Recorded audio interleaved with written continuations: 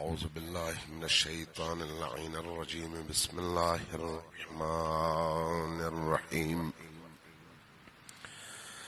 الحمد لله رب العالمين بارئ الخلائق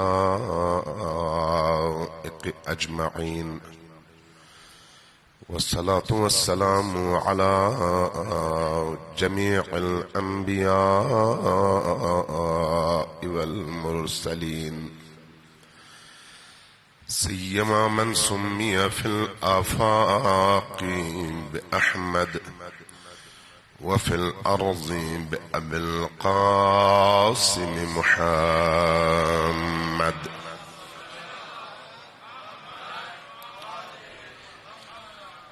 والصلاة والسلام على أولاده الطيبين الطاهرين المعصومين، واللعنة الدائمة على أعدائهم أجمعين من يوم عداوتهم إلى قيام يوم الدين.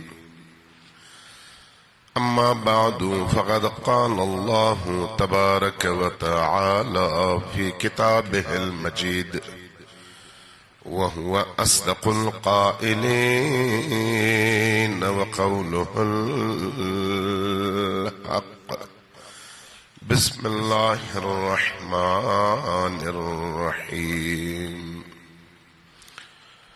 بسم الله الرحمن الرحيم. قل لا أسألكم عليه أجرا إلا المودة في القربى. صلوات بر محمد وعلى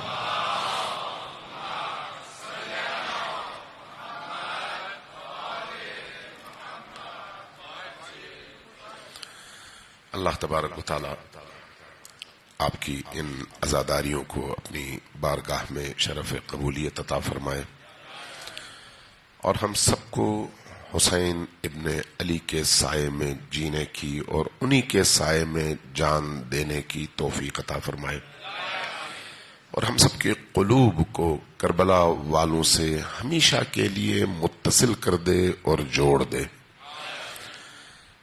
عزیزان گرامی، پرسوں رات آپ سے گفتگو کا سلسلہ چل رہا تھا، اور موضوع ظاہر چل رہا ہے کربلا والوں سے ہماری وابستگی، امام حسین علیہ السلام سے، ائمہ اطہار علیہم السلام سے، اہل البیت سے ہماری وابستگی اور ہمارے جڑنے کا، ہمارے متصل ہونے کا مطلب کیا ہے۔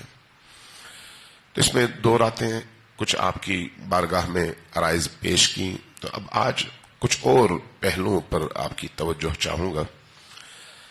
میں نے یہ سوال کیا تھا کہ جب امام حسین علیہ السلام کربلا میں ندا بلند کرتے ہیں حل من ناصر ینصرنی کی، تو اس ندا کا مطلب وہ مدد نہیں ہے کہ حسین ابن علی علیہ السلام کو کربلا کی اس 61 ہجری کے عاشور کے دن عصر کے وقت تپتی ہوئی دھوپ میں اور اس ریگستان میں اپنی جان بچانے کے لیے کسی کی مدد کی ضرورت ہو۔ مطلب یہ نہیں تھا۔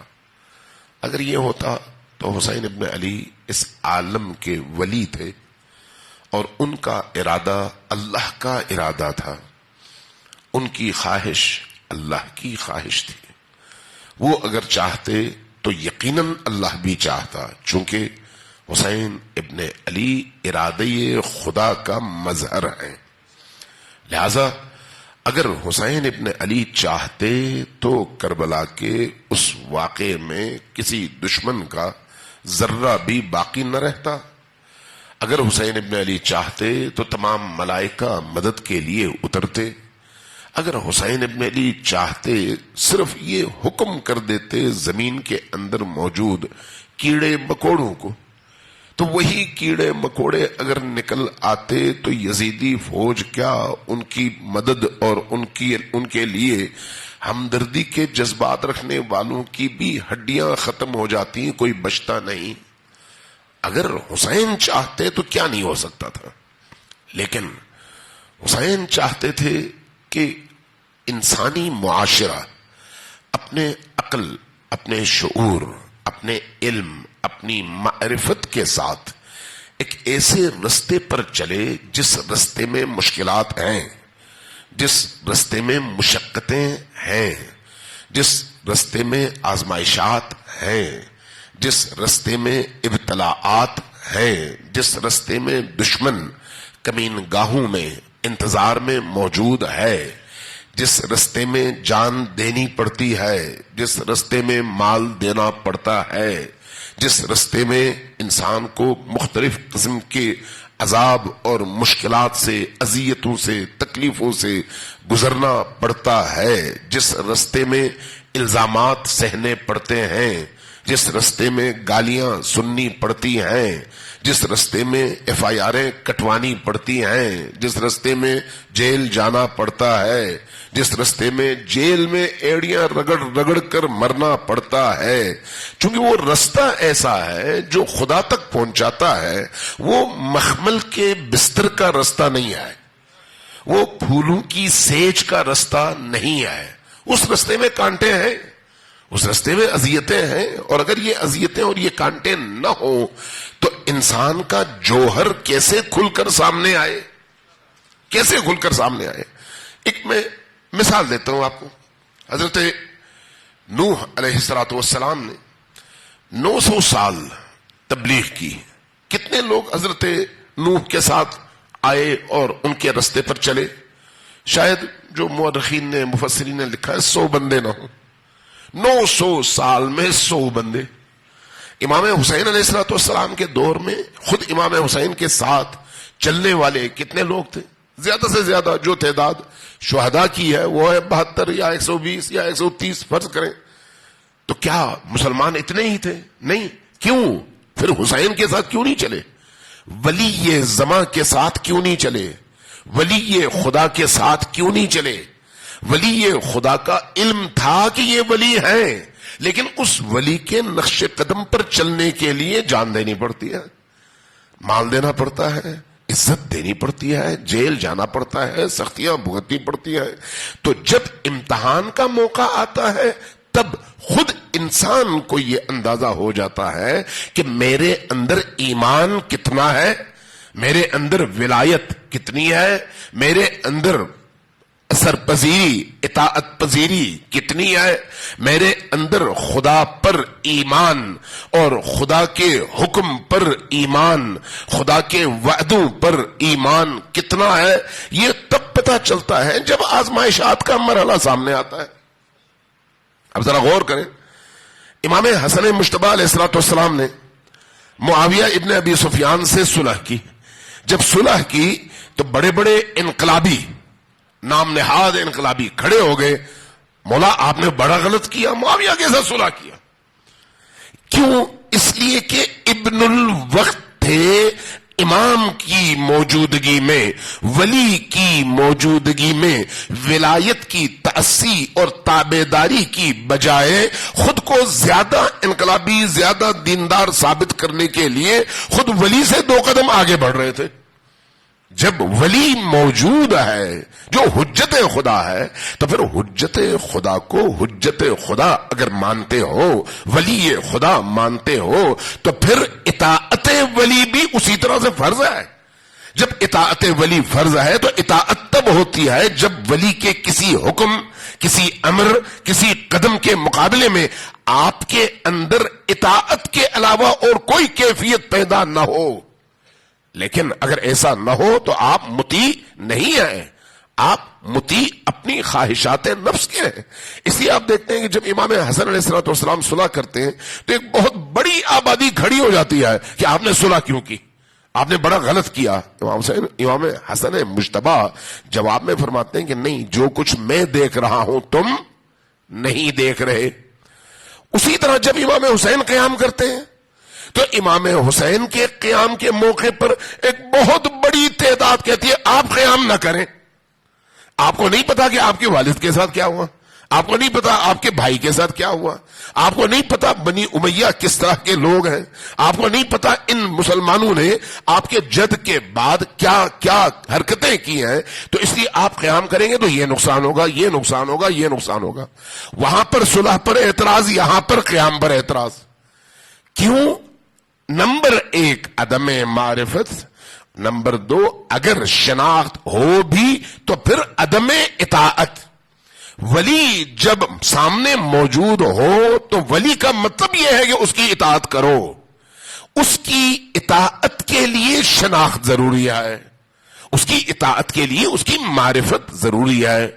अगर उसकी मारिफत और उसकी शनाख्त हासिल हो जाए तो उसके बाद फिर इंसान उस रास्ते से जर्रा बराबर इधर उधर नहीं हटता, बशर्ते कि उसकी शनाख्त हकीकी हो और उसके अंदर ईमान और मारिफत मौजूद हो। सलावत भेजिए मोहम्मद वाले।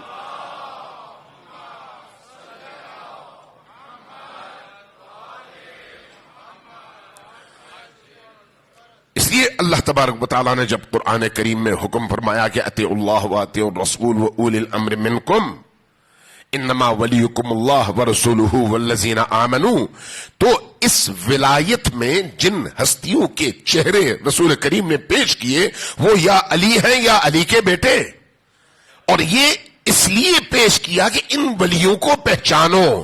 हमें और बाकी मुसलमानों में एक फर्क है, वो यही है कि उनके यहां जो भी मुसलमान मिलकर किसी का इंतखाब कर लें वो वली है और उसकी इताअत करो।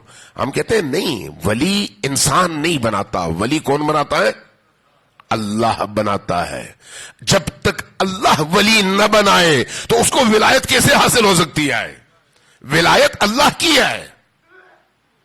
आप देखें, जब आपका माल है तो आप अपने बाद किसी को उस माल का वली बनाते हैं, यानी उसके हाथ में इख्तियार देते हैं। तो अगर आपकी इजाजत न हो तो कोई और आपके माल पर किसी को वली बना सकता है? नहीं बना सकता। ये जो विलायत है इस आलम की, उसका मालिक कौन है? इन्नमा वलियुकुमुल्लाह, अल्लाह है। और अल्लाह के बाद कौन है? उसका रसूल। तो अब अगर अल्लाह और रसूल वली है तो फिर उनकी विलायत अवाम के हाथ में नहीं है, उन्हीं के हाथ में है। इसलिए जिसको वो चाहेंगे उसको वो विलायत मिलेगी, हर एक को तो नहीं मिल सकती। फिर उस विलायत के लिए वो शराइत भी है जो खुद अल्लाह ने रखी है और जो अल्लाह के रसूल ने बयान किया है। लिहाजा जब आप वली को पहचान लेंगे तो उसके बाद, उस शनाख्त के बाद कभी भी उस राह से मुनहरिफ नहीं होंगे। इमाम हसन मुश्तबा के दौर में एक बहुत बड़ी तादाद थी जिन्होंने वली के साये में जिंदगी तो गुजारी, लेकिन वली को शनाख्त उस माना में नहीं किया जिस माना में अल्लाह चाहता था और रसूल ने पेश किया था। लिहाजा उनके लिए इमाम हसन भी उसी तरह थे जैसे इमाम अली, और इमाम अली उसी तरह थे जैसे हजरत उस्मान, और हजरत उस्मान उसी तरह थे जैसे हजरत उमर, और हजरत उमर उसी तरह थे जैसे हजरत अबू बकर। उनको कोई फर्क नहीं पड़ता था इंतखाब करने में कि हजरत अबू बकर का इंतखाब करें या हजरत इमाम हसन का इंतखाब करें। एक सीध में सबको वो खलीफा समझते थे। जब इस माना में वो किसी को वली समझेंगे तो जहां उनकी ख्वाहिश होगी वहां पर मुनहरिफ भी हो जाएंगे। इसलिए इमाम हसन अलैहिस्सलाम के उस कजिए में एक बहुत बड़ी तादाद ने बगावत की, तो आमतौर पर कहा जाता है वो उनके शिया थे। शिया का मतलब यानी पैरोकार, यानी उनकी पार्टी के लोग। किसके मुकाबले में? मुआविया के मुकाबले में। जो मुआविया वाले थे वो मुआविया के शिया थे, जो इमाम हसन वाले थे वो इमाम हसन के शिया थे। लेकिन क्या इस शिया का मतलब वही है जो कलामी हवाले से मकतबे तशय्यो की शनाख्त है? नहीं, ये हरगिज नहीं है। बाज लोग आज भी या खुद गलतफहमी का शिकार होते हैं या फिर लोगों को अपने बाज खास मकासद के तहत गलतफहमी का शिकार करने की कोशिश करते हैं। इमाम हसन अलैहिस्सलाम के शिया या कूफा के शिया उस माना में शिया नहीं है जिस माना में आज कलामी हवाले से, अकायद के हवाले से मकतब की शनाख्त है कि एक ऐसा मकतब जो अल्लाह को अपना मालिक मानता है, माबूद मानता है, रसूलुल्लाह को खातमुन नबीयीन मानता है, और खातमुन नबीयीन के बाद جس ہستی کو وہ ولی مانتا ہے وہ ولی وہ ہے جس کو اللہ نے مقرر کیا ہے، سقیفہ والوں نے نہیں۔ جو ہمارا مکتب ہے، مکتب کا عقیدہ وہ یہ ہے۔ تو کیا سوال یہ ہے کہ امام علی کو جن لوگوں نے منتخب کیا تھا وہ اس عقیدے کے تحت کیا تھا؟ نہیں، اس عقیدے کے تحت تو نہیں کیا تھا۔ حضرت عثمان کے بعد جب وہ امیر المؤمنین کے دروازے پر آئے تو یہ کہہ کر آئے کہ اب ہم یہ دیکھ رہے ہیں کہ آپ کے علاوہ اس معاشرے میں، اس ذبو حالی کے دور میں، اس اختلاف اور شدید ترین اختلافات اور لڑائیوں کے دور میں آپ کے علاوہ کوئی اور اس معاشرے کو سنبھال نہیں سکتا۔ اس لیے وہ علی کی طرف آئے، اس لیے نہیں کہ اللہ نے علی کو معین کیا تھا اور فرمایا تھا کہ تم علی کو اپنا ولی مانو، نہیں، اس لیے تو نہیں آئے تھے۔ اس لیے ان دونوں کے درمیان حد فاصل جو ہے آسمان اور زمین کا ہے۔ لہذا یہ کہنا کہ وہ جو امیر المؤمنین کے ساتھ کوفہ میں تھے وہ سارے امیر المؤمنین کے شیعہ تھے، 100% غلط بات ہے۔ اگر یہ کہنا کہ امام حسن کے جو ساتھی تھے وہ سارے شیعہ تھے، ہاں گروہ کے معنی میں ہاں، اسی طرح جس طرح سے ابو سفیان کے شیعہ تھے، جس طرح سے معاویہ کے شیعہ تھے، جس طرح سے خود عثمان کے شیعہ تھے، اسی طرح علی کے بھی شیعہ تھے، یعنی علی کی پارٹی، عثمان کی پارٹی، ابو سفیان کی پارٹی، معاویہ کی پارٹی، پارٹی کے معنی میں شیعہ تھے، لیکن عقیدے کے جس معنی میں مکتب تشیع اپنے آپ کو شیعہ کہتا ہے وہ یہ ہے کہ پہلا امام علی ابن ابی طالب ہے، اور اس پہلے امام کا تعین اللہ نے کیا ہے، اور وہ امام معصوم ہے، من جانب اللہ ہے، اس کی اطاعت اللہ کی اطاعت ہے، اس سے انحراف اللہ سے انحراف ہے، اس کے ساتھ چلنا اللہ کے ساتھ چلنا ہے، اس سے دشمنی کرنا اللہ سے دشمنی کرنا ہے۔ یہ عقیدہ ہے مکتب امامت اور مکتب تشیع کا۔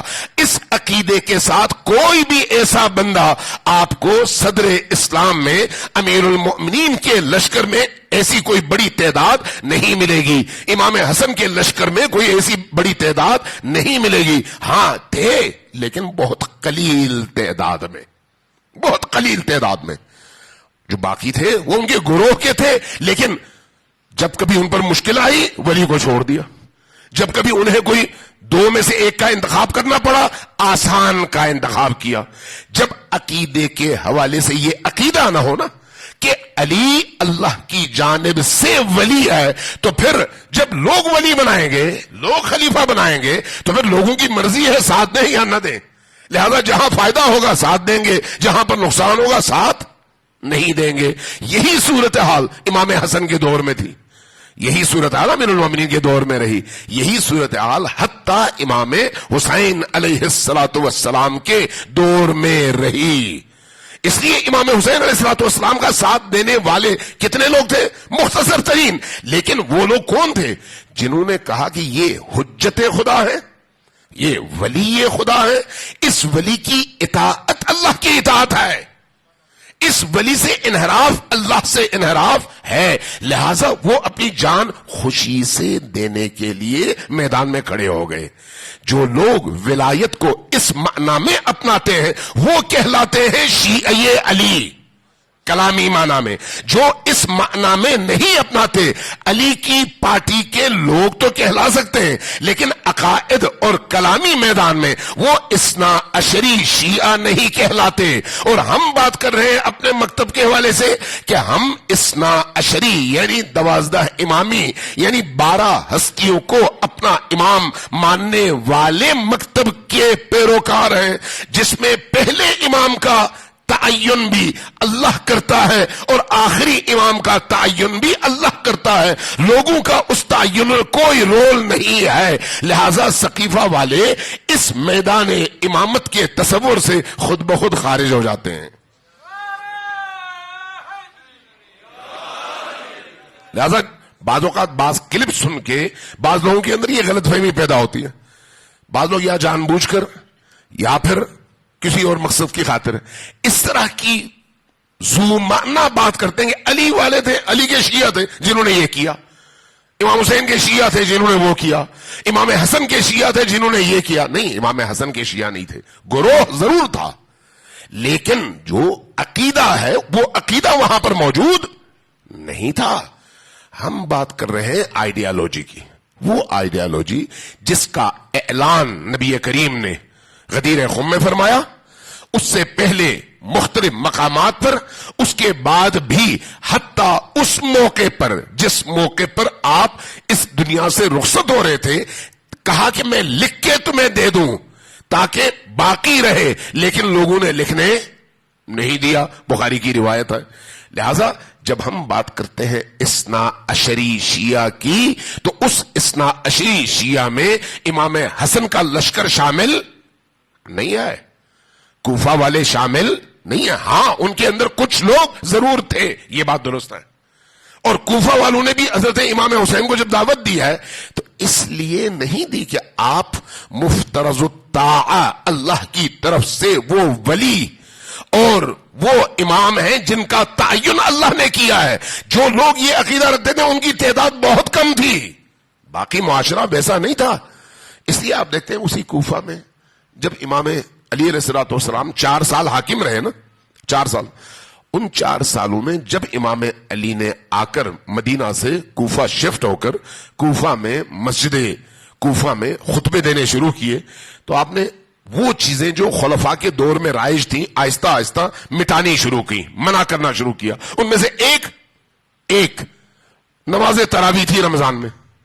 جب امام علی نے فرمایا کہ یہ تراویح اسلام میں نہیں ہے, اللہ کا حکم نہیں ہے, رسول کی سنت نہیں ہے, جو آج بھی علماء اہل سنت بھی کہتے ہیں, یہ یعنی وہ یہ نہیں کہتے کہ یہ رسول کی سنت تھی, وہ کہتے ہیں حضرت عمر کی سنت تھی.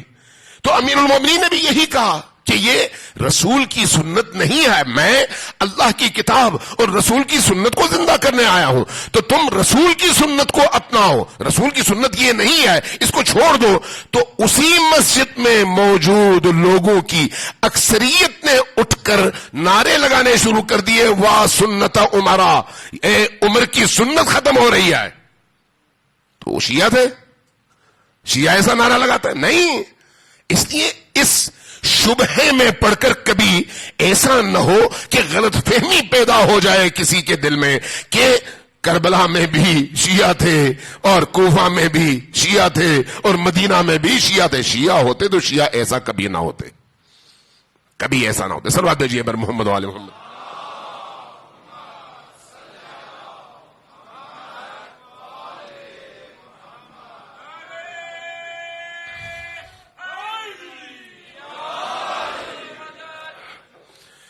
عزیزان گرامی, یہ جو میں بات کہیں اور نکل گئی, میں اس طرف جانا نہیں چاہ رہا تھا, لیکن جب بات آ گئی تو میں نے کہا چلیں یہ جملہ بھی, یہ نقطہ بھی آپ کے سامنے واضح ہو. ہم جب بات کرتے ہیں نا کربلا کی, امام حسین علیہ الصلوۃ والسلام نے جب دعوت دی, دو صحابہ باہر ہیں, ذرا آگے جگہ ہے, تھوڑا تھوڑا آگے تشریف لے آئے تاکہ پیچھے سے آنے والوں کو جگہ مل سکے. صلوات بھیجیں پر محمد وآل محمد.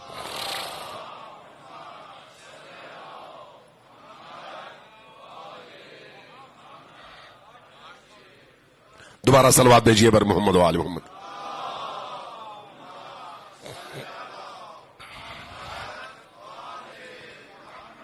وعجل فرجهم. ایک دفعہ پھر صلوات بھیجیے پر محمد وآل محمد.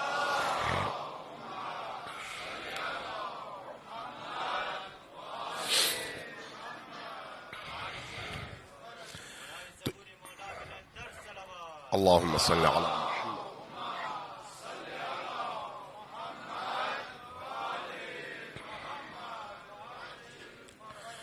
تو عزیزان گرامی, ائمہ اطہار جن کی اس وقت بات ہو رہی ہے, کربلا اسی کا تسلسل ہے, اسی امامت کے سلسلے کا, تو اس کی معرفت سب سے اہم ہے, سب سے اہم. کہ اگر کسی کے دل میں وہ معرفت پیدا ہو جائے تو اس کی زندگی چینج ہو سکتی ہے.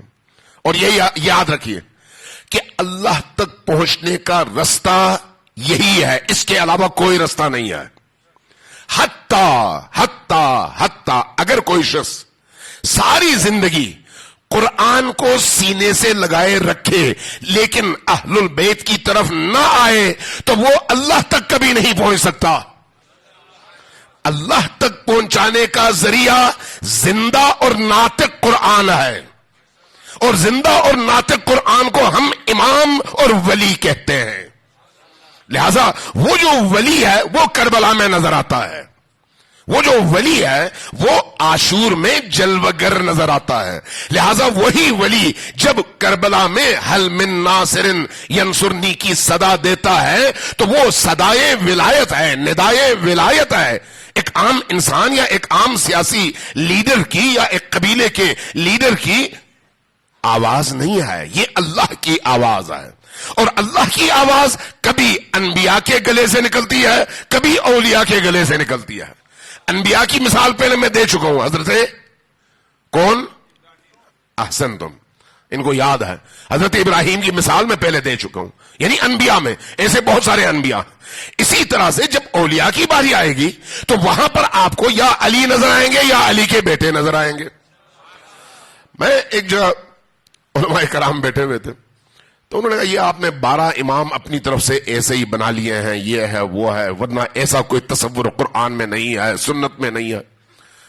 تو اب یہ بریکٹس میں چاہ رہا ہوں کہ آپ کے ذہن میں بھی یہ بات آ جائے. جب انہوں نے یہ کہا تو میں مسکرایا، میں نے کہا چلیں ٹھیک ہے آپ کی بات مان لیتے ہیں.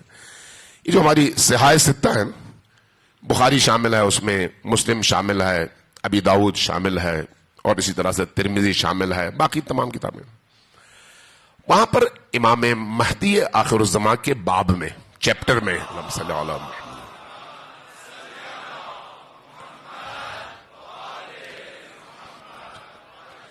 ان میں تمام کتابوں میں کم و بیش ہر کتاب میں ایک چیپٹر ایسا ہے جس کو یا باب الملحمہ کہتے ہیں یا باب المہدی کہتے ہیں، کتاب المہدی، جس میں کسی نہ کسی صورت میں امام مہدی آخر الزمان علیہ الصلوۃ والسلام کے موضوع کو چھیڑا گیا ہے.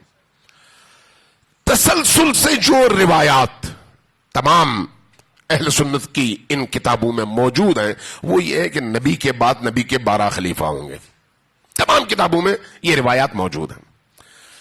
اب روایت تو موجود ہے، اگر کوئی نہ پڑھے تو اور بات ہے، اور پڑھنے کے بعد آنکھ بند کر لے کبوتر کی طرح سے تو وہ بھی اور بات ہے. لیکن کتابوں میں روایات موجود ہیں. اب ظاہر ہے بخاری کی بھی شرح موجود ہے، مسلم کی بھی شرح موجود ہے، باقی کتابوں کی بھی شرح موجود ہے، اور شرحیں ایک نہیں ہیں، 101 شرحیں ہیں، اردو میں بھی اور عربی میں بھی. ان تمام روایات کی شرحوں میں کئی جلدیں بڑے بڑے علماء نے لکھی ہیں. جب ان روایات پر آئے، ان روایات پر کہ نبی نے فرمایا کہ میرے بعد میرے 12 جانشین ہوں گے، تو اب ان کو تو ضرورت تھی نا کہ 12 جانشینوں کا تعین کرتے. جب نبی نے فرمایا کہ 12 ہیں تو وہ 12 کون ہیں؟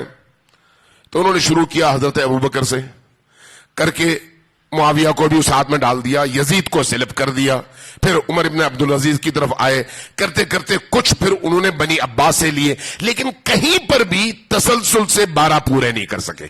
کوئی بھی شارح، چاہے بخاری کا ہے چاہے مسلم کا ہے، چونکہ ایک لمبی بحث ہے، میں صرف اختصار کے ساتھ آپ کے ذہنوں میں بات پہنچانا چاہ رہا ہوں کہ آپ کو یہ معلوم ہو کہ تمام لوگوں نے کوشش کی لیکن 12 کا فگر پورا نہیں کر سکے. لیکن جن لوگوں نے کوشش کی ان کی لسٹ دوسروں سے مختلف تھی. ایک نے ایک لسٹ دی، دوسرے نے دوسری لسٹ دی، تیسرے نے تیسری لسٹ دی، چوتھے نے چوتھی لسٹ دی. باقی تمام لسٹوں میں کچھ لوگ مشترک ہیں اور باقی لوگ متفرق ہیں. ایک نے کہا وہ تھا، دوسرے نے کہا وہ تھا، تیسرے نے کہا وہ تھا. پہنچ نہیں سکے کہیں پر بھی. انڈیا کے ایک بہت بڑے مفسر ہیں قرآن کے بھی اور احادیث کے بھی، چند سال پہلے ان کا انتقال ہو گیا، اور انہوں نے ان تمام 6 کی 6 کتابوں کی شرحیں لکھی ہیں. اور بہت اہل حدیث، جس کو آپ عام اصطلاح میں وہابی کہتے ہیں، عام اصطلاح میں جن کو اہل حدیث کہتے ہیں، انہوں نے شرحیں لکھی ہیں. ان کی شرحیں میں نے دیکھی تو وہ بھی ابتدائی، چونکہ ایک ایک کر کے ہر کتاب کی انہوں نے شرح لکھی ہے، تو پہلی کتاب میں وہی لسٹیں جو دوسروں نے کہیں وہ انہوں نے بیان کر دی. اگلی کتاب کی شرح میں جب یہی روایات آئی تو کہا پہلے میرا یہ خیال تھا، اب میرا خیال بدل گیا، نئے نام آ گئے، پرانے کاٹ دیے. تیسری کتاب کی شرح میں وہ لسٹ، ان میں سے کچھ کاٹ دی، ایک اور لسٹ آ گئی. ہوتے ہوتے ہوتے ہوتے آخری کتاب میں آ کے انہوں نے کہا کہ مجھے سمجھ نہیں آئی کہ یہ 12 کون ہیں، چونکہ تضاد ہے. ایک کو ہم پکڑتے ہیں تو دوسرا رہ جاتا ہے، اس کو پکڑتے ہیں تو کردار میں ہمیں کہیں نہ کہیں کوئی ایسی مشکل نظر آتی ہے، وہ لسٹ پوری نہیں ہو رہی. اس کے بعد انہوں نے ایک کتاب لکھی، اس کتاب کا نام ہے کتاب اللغات ہے، المہدی کے نام سے ایک کتاب ہے، ایک المہدی، اور دوسری ہے کتاب اللغت۔ اس کتاب لغت میں آ کے المہدی کے باب میں انہوں نے پھر یہ بات لکھی اور کہا کہ اب عمر کے اس حصے میں پہنچنے کے بعد میں اس نتیجے پر پہنچا ہوں کہ جن 12 جانشینوں کی بات رسول اللہ نے فرمائی تھی، ان 12 جانشینوں کے نام وہی ہیں جو شیعیان علی ابن ابی طالب کہتے ہیں۔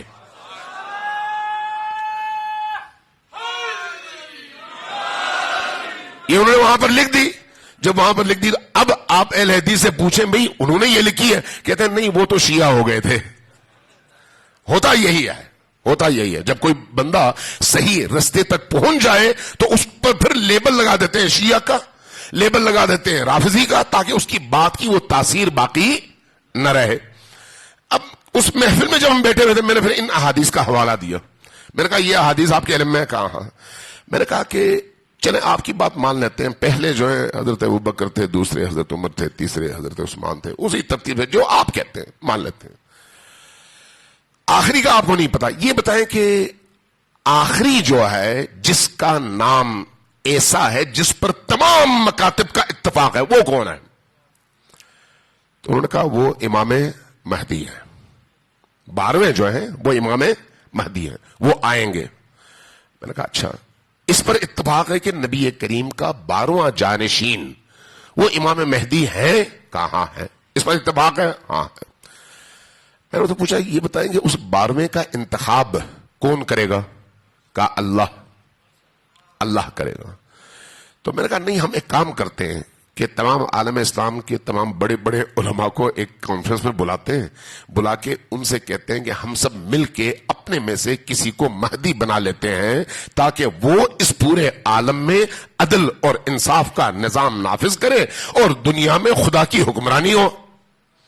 تو کہا نہیں یہ تو نہیں ہو سکتا، ہم نہیں کر سکتے۔ تو پھر سوال یہ تھا کہ اگر ہم 12ویں میں نہیں کر سکتے تو پہلے میں کیسے کر سکتے ہیں؟ چونکہ اگر سلسلہ وہی ہے تو پھر ہر جگہ وہی ہونا چاہیے۔ اگر 12ویں میں یہ کام اللہ کا ہے تو پہلے میں بھی اللہ کا ہے، دوسرے میں بھی اللہ کا ہے، تیسرے میں بھی اللہ کا ہے۔ تو ہم جو اپنے آپ کو اثنا عشری 12 امامی کہتے ہیں، اس کی بنیاد یہی ہے کہ ہم کہتے ہیں نہیں، امامت اللہ کی طرف سے ہے۔ جب اللہ کی طرف سے ہے تو پھر اللہ کی طرف سے جب امامت ملتی ہے تو پھر امامت کے ساتھ وہ اختیار بھی ملتا ہے۔ اختیار اب 2 طرح کی ہیں، ایک ہے انسانوں کے ارادے میں اور ایک ہے اس کائنات کی روح میں۔ وہ جو کائنات کی روح میں ارادہ ہے اور اختیار ہے وہ اللہ کی طرف سے ملتا ہے، جس کو ہم کہتے ہیں ولایت تکوینی، جس کے نتیجے میں جب ولی اللہ کی طرف سے منتخب ہو کر ولی بنتا ہے تو وہ چاہے تو دنیا کو زیر و زبر کر دے، چاہے تو جو وہ چاہے وہی ہو، اس لیے کہ وہ ارادہ خدا کا مظہر ہے۔ لیکن وہ جو اس کا تشریعی ولایت کا پہلو ہے، اس کا تعلق انسانوں سے ہے۔ انسان مانے تو ہوگا، نہ مانے تو نہیں ہوگا۔ جتنے بھی انبیاء آئے ان تمام انبیاء کو اللہ نے نبی بنا کر بھیجا یا نہیں؟ بنا کے بھیجا یا نہیں؟ تمام انبیاء کو بھیجا۔ اب جب ان تمام انبیاء کو اللہ نے نبی بنا کر بھیجا تو جن لوگوں نے نہیں مانا وہاں پر ان نبیوں نے کیا کیا؟ کچھ نہیں۔ چونکہ نہیں مانا تو پھر نہیں۔ جنہوں نے مانا ان کے لیے ہے تو امام بھی تو اسی طرح سے ہے۔ جنہوں نے مانا ان کے لیے وہ امام ہے، جنہوں نے نہیں مانا ان کا حساب کتاب ادھر ہوگا۔ لیکن یہاں پر جب آپ تکوینی حوالے سے دیکھتے ہیں، اس عالم کی روح کے حوالے سے، تو وہ اختیار ان اولیاء کے پاس موجود ہے۔ اور اللہ تبارک و تعالیٰ کا نظام ایسا ہے کہ انسانی عقل کی وہ پرورش کرتا ہے، انسانی فکر کی پرورش کرتا ہے۔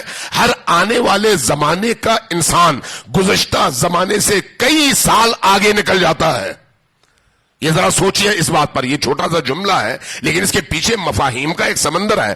آج سے 30 سال پہلے کا جوان آج کے جوان کی نسبت فکری اعتبار سے بہت پیچھے ہے، مجموعی طور پر میں بات کر رہا ہوں۔ کیوں؟ اس لیے کہ وہ پرانا زمانہ تھا۔ آج کے دور میں علم میں ترقی ہوئی ہے، ٹیکنالوجی میں ترقی ہوئی ہے، معرفت میں ترقی ہوئی ہے، مطالعہ یہ عالم میں ترقی ہوئی ہے، اس ترقی کے نتیجے میں علم نے کئی گنا ترقی کر لی ہے، تو آج کا جوان آج کی معلومات، آج کی معرفت اور آج کے علم کے ساتھ پلا بڑھا ہے، اس لیے وہ انسان آج کے انسان کا مقابلہ نہیں کر سکتا۔ اسی طرح جس طرح سے آج کا انسان آج کے 100 سال بعد والے انسان کا مقابلہ بالکل نہیں کر سکتا۔ آج آپ دیکھیں، اگر آج سے 35 سال پہلے، 40 سال پہلے آپ کو کوئی یہ بتاتا کہ بھئی اس طرح کی کوئی ٹیکنالوجی آئے گی جو آج دنیا میں موجود ہے، آپ کا یوٹیوب ہوگا، آپ کے ایک موبائل پہ 50 چیزیں ہوں گی اور زندگی اس طرح کی آسان ہو جائے گی، آپ یہاں پر بیٹھے ہوں گے اور کائنات کے دوسرے حصے میں لوگوں کو دیکھ بھی رہے ہوں گے، باتیں بھی کر رہے ہوں گے، گھر بھی، آپ کو کبھی یقین نہ آتا، کہتے یہ کیسے ہو سکتا ہے؟ صرف 40 سال پہلے۔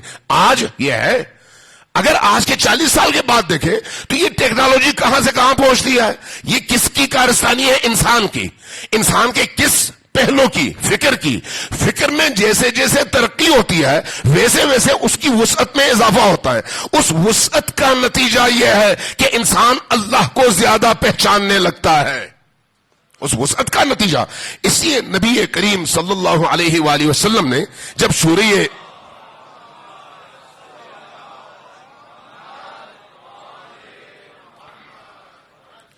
سورہ اخلاص نازل ہوا، بسم اللہ الرحمن الرحیم قل هو اللہ احد، جب یہ سورت نازل ہوئی تو نبی کریم نے لوگوں سے کہا اس کو پڑھو اور حفظ کر لو۔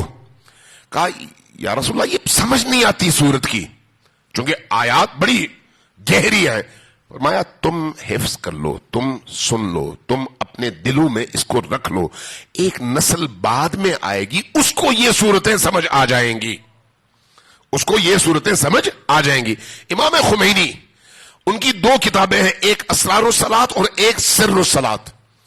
سر الصلاۃ میں وہاں پر جا کر اسی سورہ اخلاص کی شرح میں انہوں نے یہ روایت نقل کی، نقل کرنے کے بعد فرماتے ہیں کہ جو رسول اللہ نے فرمایا تھا نا کہ ایک نسل بعد میں آئے گی جس کو سورہ اخلاص کی سمجھ آئے گی، آج تم لوگوں کو سمجھ نہیں آ رہی، تو وہ نسل ہم ہیں۔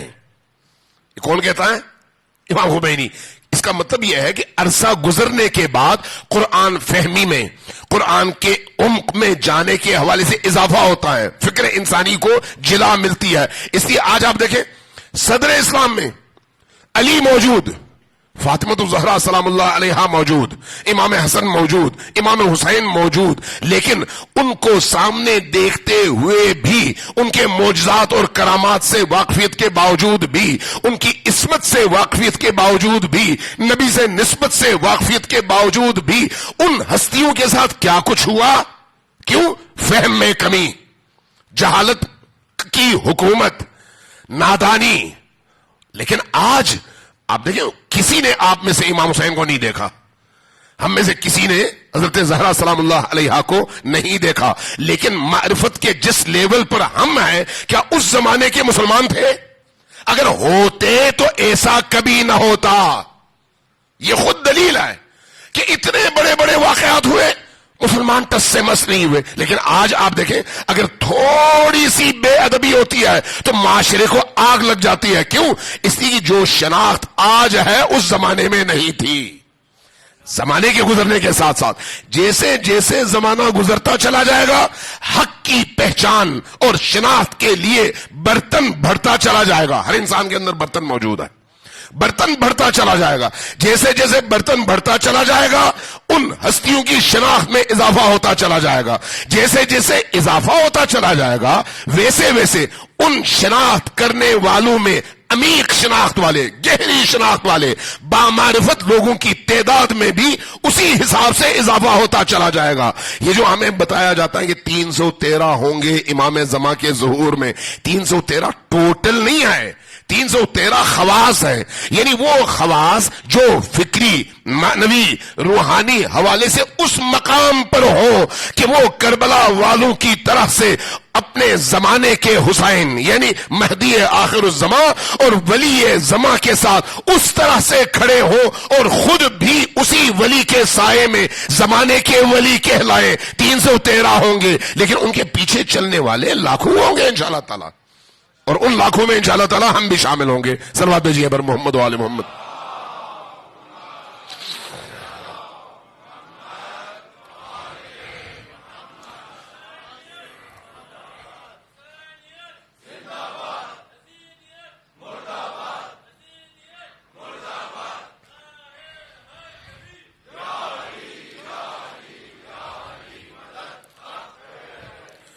آج بات ادھر ادھر زیادہ نکل گئی، وہ جو موضوع کا فوکس تھا اس سے ہم تھوڑا سا ادھر ادھر زیادہ ہو گئے. ایک دفعہ پھر صلوات بھیجیں پر محمد و آل محمد.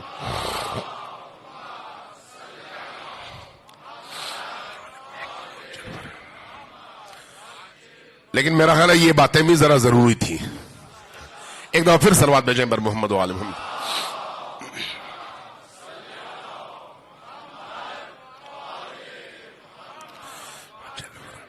اس لیے یہ یاد رکھیے، دین چند رسومات کا نام نہیں ہے. ان اعمال کی گہرائیوں میں جا کر اس کی روح سے، اس عمل کی روح سے خود کو آراستہ کرنے کا نام ہے. اس کے اندر جو تاثیر ہے اس تاثیر کو اپنے اندر منتقل کرنے کا نام ہے. مثلا نماز کے لیے ہم کھڑے ہوتے ہیں نا، اللہ اکبر کہتے ہیں. اللہ اکبر کہتے ہوئے اپنے ہاتھ کان تک لے جاتے. جب کان تک لے جاتے ہیں تو اس کے اپنے رموز ہیں، اسرار ہیں. میں ان اسرار پر نہیں جاتا، صرف سمجھانے کے لیے ایک جملہ عرض کر رہا ہوں. جب ہم کہتے ہیں اللہ اکبر تو اللہ کے علاوہ باقی تمام طاقتوں کی کبریائی اور بڑائی کی نفی کر رہے ہوتے ہیں. باقی کوئی بڑا نہیں ہے، صرف اگر ہے تو وہ اللہ ہے. ایسا ہی ہے.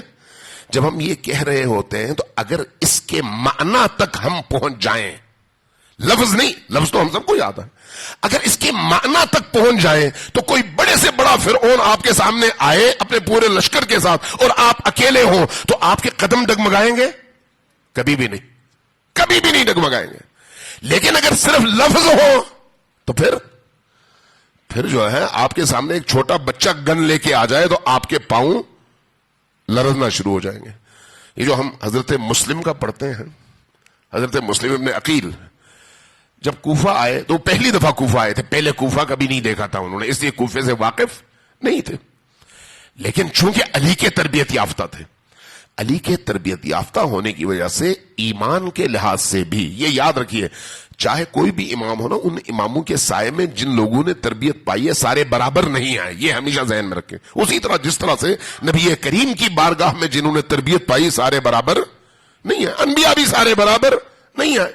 تو یہ امام علی علیہ الصلوۃ والسلام کے سائے میں تربیت یافتہ وہ ولی خدا ہیں جن کو امام حسین علیہ الصلوۃ والسلام نے اپنی معرفت کی بنیاد پر بھیجا ہے کوفہ. جب ان کا استقبال ہوا تو کتنے لوگ تھے؟ 12,000 لوگوں نے کوفہ میں ان کا استقبال کیا. لیکن جب ابن زیاد کی حکومت آئی، ابن زیاد کو کوفے کا گورنر بنا دیا گیا اور اس نے کرفیو لگا دیا. اب جب امام حضرت مسلم بن عقیل مسجد کی طرف آ رہے تھے تو 12,000 کہاں تھے؟ گھروں میں.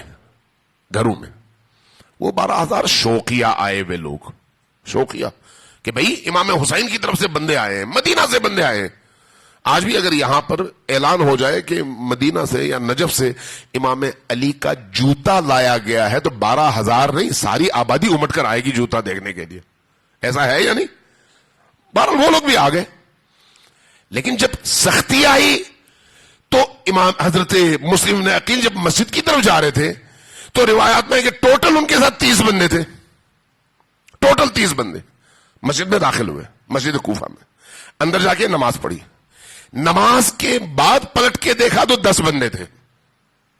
نماز کے بعد پلٹ کر دیکھا ٹوٹل 10 بندے تھے. اب جب نماز کے بعد باہر آئے تو حضرت مسلم کے پاس رہنے کو جگہ تو نہیں تھی، وہ تو انہی لوگوں کی مدد کے لیے آئے تھے اور امام حسین علیہ الصلوۃ والسلام کے حکم پر جائزہ لینے آئے تھے. تو کوفہ والے ان کے میزبان تھے. تو کوفہ کے جو اہم لوگ تھے وہ سارے کے سارے قید میں پکڑ لیے گئے. حضرت مسلم کے ارد گرد جو لوگ تھے ان میں 10 بندے تھے. جب حضرت مسلم اپنے محراب سے نکل کر صحن مسجد میں آئے اور صحن مسجد سے باہر گیٹ پہ آئے تو ایک بندہ ساتھ نہیں تھا.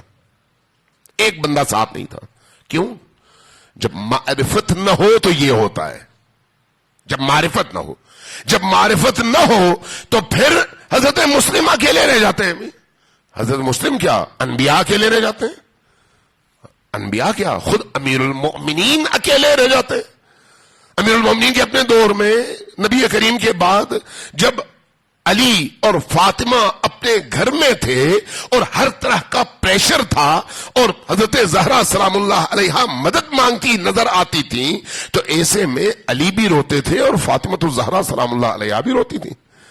تو جب حضرت زہرا سلام اللہ علیہا نے امت کا حال دیکھ کر علی سے فرمایا کہ یا علی، جب میں دیکھتی ہوں کہ لوگ آپ کو سلام بھی نہیں کرتے تو میں جل اٹھتی ہوں اور رو پڑتی ہوں کہ یہ وقت آ گیا ہے.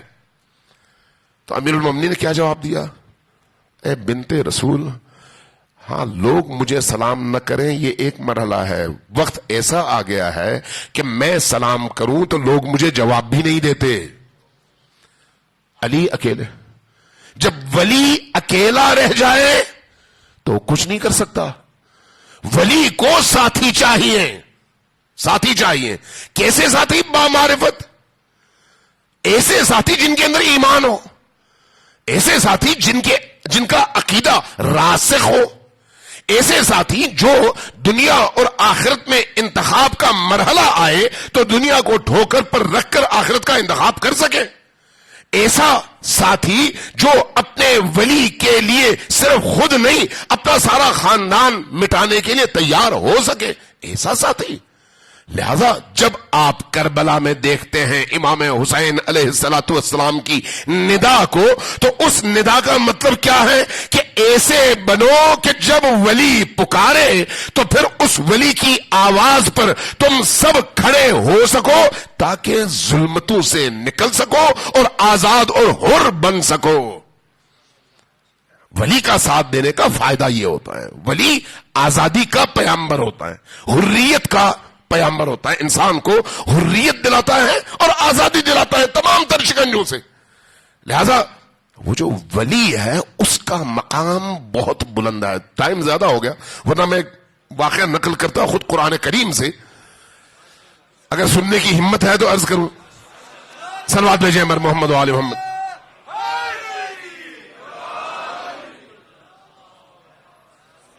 ذرا اونچی آواز سے صلوات بھیجیں مر محمد و آل محمد.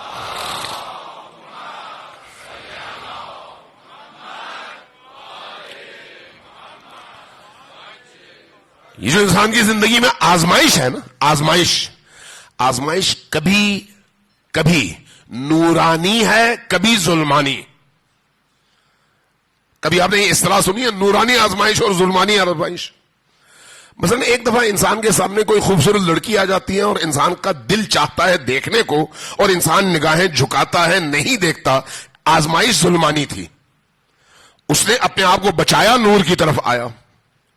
ٹھیک ہے.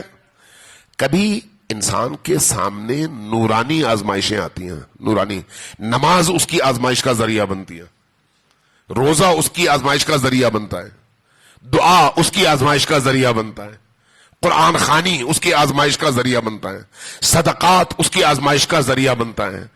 بعض اوقات انسان ان نیک کاموں میں آزمائش میں پڑ جاتا ہے اس لیے کہ یہی نیک کام اس ظلمت اور برائی کے مقابلے میں تو نیک ہے، لیکن وہ جو نیکی کی روح ہے اس روح کے مقابلے میں اگر اس سے مطابقت نہ ہو تو وہی عمل ہے لیکن ظلمانی ہے.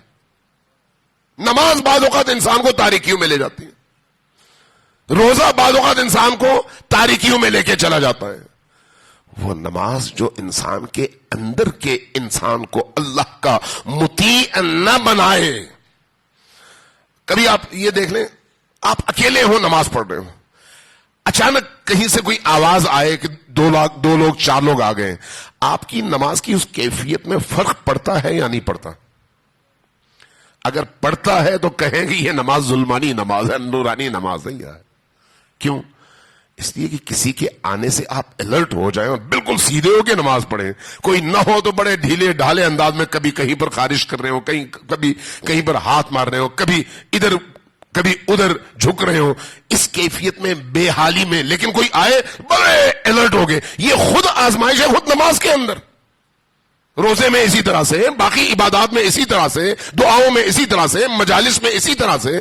اس لیے وہ عبادتیں جو اللہ نے ہم پر فرض کی ہیں یا مستحب قرار دی ہے، عبادت اس لیے قرار دی ہے کہ ان ظلمتوں سے ہم نکل سکیں اور ان آزمائشوں سے ہم اوپر آ سکیں. وہی نورانیت اس کی ہمارے لیے ظلمت کا باعث بنتی ہے. یعنی انسان کے لیے، میں اپنی بات نہیں کر رہا، آپ کی بات نہیں کر رہا، انسان کے لیے وہی نورانی عمل ظلمت کا باعث بنتا ہے. اب ذرا حضرت موسیٰ اور حضرت خضر کا واقعہ دیکھیں قرآن کریم میں. حضرت موسیٰ کون ہے؟ اللہ کے اول العزم نبی. کون؟ اول العزم نبی. حضرت خضر بھی نبی ہے؟ نہیں، حضرت خضر نبی نہیں ہے. یہ جو حضرت موسیٰ ہے یہ اول العزم نبی ہے، صاحب شریعت نبی ہیں، صاحب کتاب نبی ہیں. جو صاحب شریعت اور صاحب کتاب نبی ہوتا ہے باقی تمام نبیوں سے افضل ہوتا ہے. اس لیے اول العزم پیغمبر 1,24,000 میں سے 5 ہیں، باقی نہیں ہیں. ان میں سے ایک حضرت موسیٰ ہے. حضرت موسیٰ پر کتابیں نازل ہوئی، آیات نازل ہوئی، الواح نازل ہوئی، لوح جن میں اللہ کی طرف سے آیات تھی. اب کبھی نبیوں پر کسی طور سے نازل ہوتی ہے، کبھی کسی طور سے، مختلف اس کی صورتیں ہیں. حضرت موسیٰ پر جب یہ الواح نازل ہوئی تو بعض روایات اہل البیت کی کہتی ہیں کہ حضرت موسیٰ کے دل میں کیفیت پیدا ہوئی کہ اللہ نے مجھے اس قابل بنایا کہ مجھ پر یہ الواح نازل ہوئی، یہ لوح نازل ہوئے، یہ آیتیں نازل ہوئی. کیا اس وقت زمین میں مجھ سے بہتر بھی کوئی ہے؟ دیکھیں کوئی گناہ کا کام تو نہیں ہے، لیکن خود پسندی، خود کی خواہش، خود یہ ایک پردہ ہے اللہ تک پہنچنے میں. اللہ تک وہ پہنچتا ہے جو اپنے آپ کو زیرو کر لے. حضرت موسیٰ اولو العزم ترین پیغمبر ہیں، لیکن بہرحال یہ خواہش پیدا ہوئی. جیسے یہ خواہش پیدا ہوئی اللہ کی طرف سے وہی ہوئی کہ فلان جگہ ایک شخص ہے جس کو خضر کہتے ہیں، جاؤ کچھ دن اس کے ساتھ رہو اور جیسا وہ کہے ویسا کرو. کہا ٹھیک ہے، چل پڑے. اب نبی تو حجت خدا ہے، باقی تمام لوگوں کو اس کی اتباع کرنی چاہیے. لیکن حضرت موسیٰ حضرت خضر کے پاس جاتے ہیں. حضرت خضر ان سے کہتے ہیں کہ تم میرے ساتھ چل نہیں سکتے. حضرت موسیٰ اب نبی اولو العزم صاحب کتاب، لیکن کہتے ہیں تم میرے ساتھ چل نہیں سکتے. حضرت موسیٰ فرماتے ہیں کہ یا خضر، اللہ نے مجھے اگر بھیجا ہے تو کسی حکمت کے تحت بھیجا ہے. آپ جو کچھ کہیں گے میں آپ کی اس بات پر عمل کروں گا. اب حضرت موسیٰ کیا ہیں؟ مطیع. اور حضرت خضر کیا ہیں؟ مطاع. ان کی اطاعت ہو رہی ہے، اور اطاعت کون کر رہا ہے؟ اولو العزم نبی. کون برتر ہوا؟ کون برتر ہے؟ کون افضل ہے؟ افضل وہ ہے جس کی اطاعت کی جائے. حضرت خضر ان کو ساتھ لے کے چلتے ہیں. میں مختصر کرتا ہوں قرآن کی ان آیات پر آپ غور کریں. جب ساتھ لے کے چلتے ہیں ایک جگہ دیکھتے ہیں لوگوں سے کھانا مانگتے ہیں، لوگ کھانا نہیں دیتے. جب کھانا نہیں دیتے گلی سے گزر رہے ہوتے ہیں، دیکھتے ہیں ایک گھر کی دیوار گری ہوئی ہے. حضرت خضر اپنے یہ آستینیں چڑھاتے ہیں اور اس گری ہوئی دیوار کی مرمت شروع کر دیتے ہیں. حضرت موسیٰ کہتے ہیں یا خضر، ان لوگوں نے ہماری خاطر مدارات اس طرح سے کی، بے رخی کی، ہم سے اس طرح کا سلوک کیا، اب آپ ان کے گھروں کی دیواریں بنا رہے ہیں. کہا ہاں آؤ کرو. پھر جب اعتراض کرتے ہیں تو کہتے ہیں جاؤ پھر اپنا رستہ لو، واپس جاؤ. تمہارا رستہ اور ہے اور میرا رستہ اور ہے. احساس ہوتا ہے کہ نہیں غلطی میری ہے، فوراً پلٹتے ہیں، کہتے ہیں یا خضر مجھے معاف کر دیں، میں اب دوبارہ آپ سے اختلاف نہیں کروں گا، میں آپ کا ساتھ دوں گا. چلتے ہیں. اب یہاں پر وہ ولی ہیں، یہ ذہن میں رکھیں. حضرت خضر ولی ہے. بعض اوقات انبیاء بھی ولی کا ساتھ دینے کی وہ طاقت نہیں رکھ پاتے اپنی نبوت کے باوجود. حضرت خضر کی آیت ایسے ہی اللہ نے تو نہیں بیان کی نا. اللہ نے یہ واقعہ کیوں بیان کیا؟ یہ بتانے کے لیے کہ خضر اگر ولی ہے تو اس ولی کے ساتھ چلنے کے لیے موسیٰ جیسا پیغمبر بھی جب تک مطیع محض نہ ہو چل نہیں سکتا. یہ بتانے کے لیے حضرت موسیٰ کہتے ہیں یا خضر آپ ٹھیک ہے، جو آپ کا حکم، میں آپ کے ساتھ ہوں. دیوار بنا لی، آگے چلے. समंदर के किनारे कश्तियां थी, उन कश्तियों में पहुंचे, एक कश्ती में बैठे दरिया क्रॉस करने लगे, तो बैठे बैठे हजरत खिज़र ने क्या किया, कश्ती की तह में सुराख कर दी। हजरत मूसा को आ गया गुस्सा, खिज़र आप ये क्या कर रहे हैं, इन लोगों ने हमारी मदद की, जिसने मदद की आप उसी की कश्ती में सुराख कर रहे हैं। फरमाया मैंने नहीं कहा था कि तुम मेरे साथ नहीं चल सकते, इन्नका लम तस्तति मइया सबरा, तुम मेरे साथ सब्र नहीं कर सकते, तहम्मुल तुम में नहीं है। अर्ज किया या मूसा माफ कर दे, अब इसके बाद दोबारा एतराज नहीं करूंगा। दरिया पार किया, उधर चले गए। एक जगह पहुंचे, दो मासूम बच्चे खेल रहे थे, पकड़ा, दोनों को मार दिया। अब यहां पर सब्र नहीं हुआ, कहा कि ऐ खिज़र आप जो हरकतें कर रहे हैं मुझे तो समझ नहीं आती। कहा तुम्हारा रास्ता वो है, मेरा रास्ता ये है। तो कहा अब जब आपने मुझे अपने रास्ते से अलग कर ही दिया तो मुझे समझाएं कि इनकी वजूहात क्या थी। कुरान ने वो सारी वजूहात बयान की हैं कि कश्ती इसलिए उस पे सुराख किया कि बादशाह को कश्तियां चाहिए थी, वो सारी कश्तियां आज उठाने वाला था, तो इस कश्ती में सुराख की वजह से ये कश्ती बच जाएगी, बाकी कश्तियां ले जाएंगे और इसकी दुनिया बन जाएगी। ये कश्ती मुरम्मत कर लेगा, लोगों का रश होगा, इसको कारोबार मिलेगा, क्योंकि इसने औलिया खुदा की मदद किया है। बज़ाहिर सुराख है, बज़ाहिर, लेकिन बाकियों का नुकसान हो रहा है, ये उस नुकसान से बच जाएगा, इसकी कश्ती बच जाएगी। दीवार इसलिए कि उसके नीचे एक खजाना है और उस खजाने का मालिक बाप मर चुका है, बच्चे छोटे हैं, जब वो बड़े होंगे अगर ये दीवार गिरी रहे तो कोई और आएगा उठा लेगा। बच्चों के बड़े होने का इंतजार करना चाहिए ताकि उनको वो खजाना मिले। उस वक्त उस दीवार की मुरम्मत होनी चाहिए ताकि किसी और के हाथ खजाना न पड़े। ये जो बच्चों को मारा, इनका वालिद बड़ा सालेह आदमी था। ये लोग जो है ऐसी मुआशरत में पलने वाले थे जिसके नतीजे में अपने उस सालेह बाप के लिए इकाब का बाइस बनते। इसलिए मैंने, चूंकि मैं अल्लाह के इरादों का मजहर हूं, वली अल्लाह के इरादे का मजहर होता है, यानी वही करता है जो अल्लाह चाहता है। मैंने इसलिए इनको मारा है, इसलिए अल्लाह ये चाहता है। वहां पर इसलिए कश्ती में सुराख की है, इसलिए अल्लाह चाहता है। वहां पर इसलिए दीवार की मुरम्मत की है, इसलिए अल्लाह चाहता है। ये जो अल्लाह चाहता है, मेरी चाहत और अल्लाह की चाहत दो चाहते हैं कि एक चाहत उस चाहत की इत्तबा कर रही हो, नहीं, ऐसा नहीं है, दोनों में जुदाई नहीं है। यानी अल्लाह का चाहना ही मेरा अमल है, अल्लाह का इरादा ही मेरा इरादा है। मैं जब इरादा करूंगा यानी अल्लाह ने इरादा किया। तो इसलिए जब ये बातें हजरत मूसा को पता चलती हैं तो हजरत मूसा को तब समझ आती है और वो अपना रास्ता अलग कर लेते हैं। अब जरा इस पूरे वाकये से जो चीज समझ आती है वो क्या है कि जब वली मौजूद हो मुआशरे के अंदर तो उस वली का साथ देने के लिए शऊर भी उतना चाहिए, मारिफत भी उतनी चाहिए और इताअत भी उतनी चाहिए कि इंसान उस वली के पीछे आंख बंद करके इस तरह से चले कि जो वो कहे वही उसकी भी ख्वाहिश बने, तब वो मुआली है, अपनी मर्जी चलाने वाला मुआली नहीं है।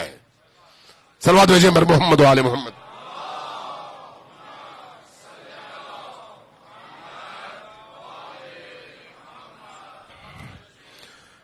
तो इमाम हुसैन अलैहिस्सलातु वस्सलाम के साथ जो लोग चले वो कौन लोग थे? वो हैं जो उस मकाम तक पहुंच चुके थे, उस मकाम तक। इसलिए आप देखते हैं कि करबला वालों के रवैये में कहीं पर जर्रा बराबर इमाम हुसैन के किसी फेल पर, किसी काम पर, किसी गुफ्तगू पर, किसी इरादे पर, किसी कदम पर, किसी बिहेवियर पर जर्रा बराबर आपको इख्तलाफ उनके साथियों का पूरी तारीख में कहीं नहीं मिलेगा, कहीं नहीं मिलेगा। क्यों? मुतीए महज, लेकिन मुतीए महज किसके? हर वली के नहीं, उस वली के जिसको अल्लाह ने वली बनाया है, अल्लाह ने वली बनाया। उस अल्लाह के वली तक पहुंचना सबसे बड़ा मरहला है। पहुंचने के बाद उस वली की इताअत में खड़ा होना उसके बाद का मरहला है, लेकिन इंतहाई अहम मरहला है। इस मरहले पर अगर कोई खड़ा हो सके तो वो वाकई उस पार लग जाता है, उसका फिर इरादा खुदा का इरादा बन जाता है, खुद उस मुआली का इरादा खुदा का इरादा बन जाता है। इसलिए कि अब्दे मोमिन, इमाम सादिक अलैहिस्सलाम की हदीस है, फरमाया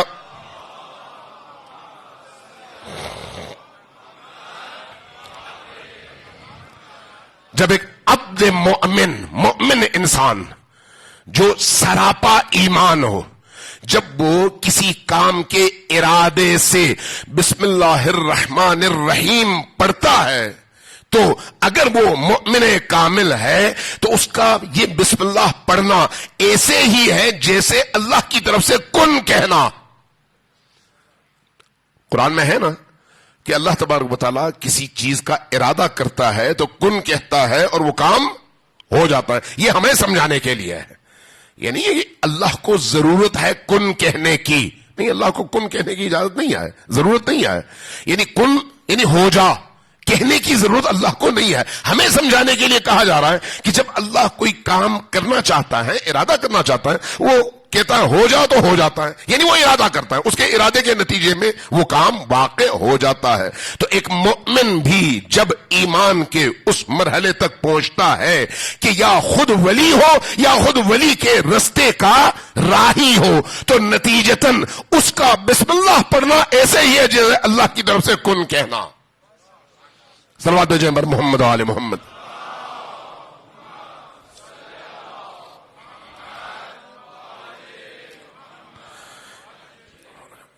تو حسین ابن علی علیہ السلام نے جو حل من ناصر ینصرنی کی صدا دی ہے، وہ صدا اس معنی میں ہے کہ آؤ اپنے اس خول سے باہر نکلو، میری اس آواز پر ندا پر لبیک کہو اور اس دیوار کو توڑو اور نکلنے کے بعد آزاد ہو جاؤ۔ جب تم آزاد ہوگے تو نتیجتاً تم اس مقام تک سفر شروع کر دو گے۔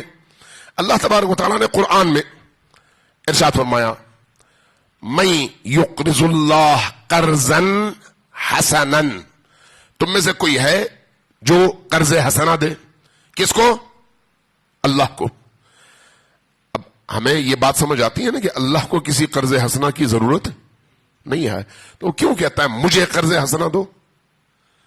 اللہ تو خود اس پورے عالم کا مالک ہے، اس کی اجازت کے بغیر تو ہماری سانسیں نہیں آتی، پھر وہ کیوں کہتا ہے کہ کوئی ہے جو مجھے قرض دے؟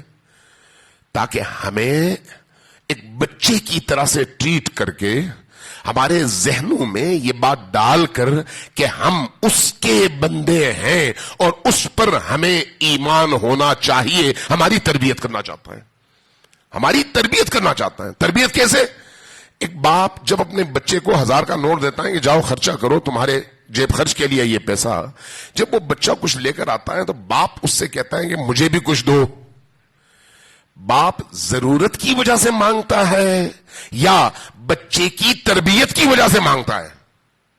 جی تربیت کی وجہ سے، چونکہ جو کچھ دیا ہوا ہے وہ باپ ہی کا دیا ہوا ہے، باپ اس سے 10 گنا زیادہ دے سکتا ہے، لیکن جب بچے سے کہتا ہے کہ مجھے دو تو بچے کے اندر ایک اعتماد پیدا کرتا ہے کہ تم اس کے مالک ہو اور وہ میری وجہ سے ہو، لیکن جب مجھے دو گے تو میرا دل جیتو گے، یعنی مجھے خوش کرو گے، یہ رابطہ مضبوط تر ہوگا۔ جیسے جیسے رابطہ مضبوط تر ہوگا، جو کچھ میرا ہوگا وہ تمہارا ہوگا۔ بچہ جب اس تصور کے ساتھ آگے بڑھتا ہے تو ایک مقام پر پہنچتا ہے، بچے اور باپ میں مالکیت کا تصور ختم ہو جاتا ہے نا، جو کچھ گھر میں ہے وہ اسی بچے کا ہے، ایسا ہوتا ہے یعنی یہی کیفیت قرآن کریم کی اسلوب تربیت کیا ہے، اللہ کی اسلوب تربیت کیا ہے۔ اللہ کیا کرتا ہے؟ اسی طرح سے انسانوں کی تربیت کرتا ہے، ائمہ اسی طرح سے انسانوں کی تربیت کرتے ہیں۔ اس لیے ائمہ ہم سے کہتے ہیں دینے والے بنو، دینے والے بنو۔ دینے والے بنو گے تو جو تم دو گے اس سے کئی گنا ہم سے لو گے، لیکن اس کے لیے کیا ضروری ہے؟ شناخت، کیا ضروری ہے؟ ایمان، کیا ضروری ہے؟ معرفت، کہ تمہیں یہ معلوم ہوگی جو ہم کہتے ہیں وہ سچ کہتے ہیں، جو تم دو گے اس سے کئی گنا تم واقعی لو گے۔ اس لیے یہ ذہن میں رکھیں، ائمہ سے جو ہمارا رابطہ ہے، اہل البیت سے جو رابطہ ہے، وہ معرفتی رابطہ ہونا چاہیے، نیاز مند اور ضرورت مند والا نہیں۔ ضرورت مند والا رابطہ ہندو بھی رکھ سکتا ہے، ضرورت مند والا محتاج والا رابطہ سکھ بھی رکھ سکتا ہے، یہودی بھی رکھ سکتا ہے، کوئی اور بھی رکھ سکتا ہے، لیکن جب ایک مولائی ہو انسان، अहले विलायत हो, विलायत का मानने वाला हो, तो उसका राबता ईसार वाला राबता होना चाहिए कि जो कुछ मेरा है वो उन्हीं का दिया हुआ है। इन्ना लिल्लाह व इन्ना इलैहि राजिऊन का मतलब भी यही है कि जो कुछ है उधर से आया है और उधर ही जाएगा। तो इसलिए अगर मेरे इख्तियार से जाए तो मेरा मकाम बुलंद होगा, लेकिन अगर मेरे इख्तियार से न जाए, मैंने मरना है, जाना उसी की तरफ है। आप देखें, हम में से जितने लोगों के पास जितनी भी जायदाद है, इतने सारे शुहदा हैं आपके इस बहिश्ते ज़ैनब ना, तो यहां पर कितने शुहदा हैं, ये क्या लेके गए अपने साथ? जितने मरहूमीन हैं वो क्या लेके गए? जो कुछ उन्होंने बनाया वो छोड़ के गए। जो लेकर गए हैं वो क्या है? वो उनकी नीयतें हैं। जो लेकर गए वो क्या है? वो उनका ईमान है। जो लेकर गए हैं वो क्या है? वो उनका अमले सालेह है। वो जो अमले सालेह, वो जो नीयत है सालेह, वो जो अकीदे सालेह है, उसका मकाम मरने के बाद है या मरने से पहले? अभी है, अभी अभी इस मौके पर। इसलिए बाज बुजुर्गों को मैंने कहते सुना कि वो कहते हैं कि यहां पर जब तुम सलवात भेजते हो, सिर्फ सलवात, जब कहते हो अल्लाहुम्मा सल्ली अला मुहम्मद व आले मुहम्मद व अज्जल फरजहुम, एक दफा सलवात, इसका जो सवाब, इसका जो अजर, इसका जो बरगश, इसका जो रिजल्ट आलम बरज़ख में तुम्हें मिलता है, वहां पर जब तुम देखोगे तो दुआ करोगे कि खुदाया मुझे एक दफा दोबारा सलवात पढ़ने की इजाजत दे। तो अल्लाह वहां पर जवाब देगा, सलवात पढ़ने की जगह दुनिया थी, ये नहीं, दुनिया में पढ़ के आते, यहां पर तुमने जो वहां पर किया वही मिलेगा, उससे ज्यादा कुछ नहीं।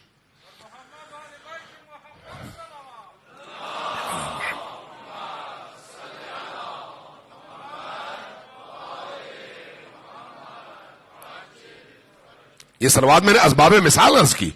आप अगर किसी फकीर के हाथ में 100 रुपए देते हैं और वाकई इस एहसास के साथ देते हैं ये आप अल्लाह को दे रहे हैं, तो वो 100 रुपया नहीं है, वो आपकी तरफ से नेकी है, एहसान है। और जो शख्स एहसान करता है, नेकी करता है, उस नेकी के पीछे उसकी नीयत देखी जाती है, नेकी की मिकदार नहीं देखी जाती। इसलिए राह खुदा में जो इंसान देने वाला होता है, उन देने वालों में जो अरबपति या करोड़पति हैं उनको ज्यादा, और वो जो सैकड़ों पति हैं, हजारपति हैं, लाखपति हैं, उनको कम सवाब नहीं मिलता। सवाब जो अल्लाह ने देना है वो नीयत देखकर देता है, नीयत देखकर, ये देखकर नहीं कि मिकदार क्या है।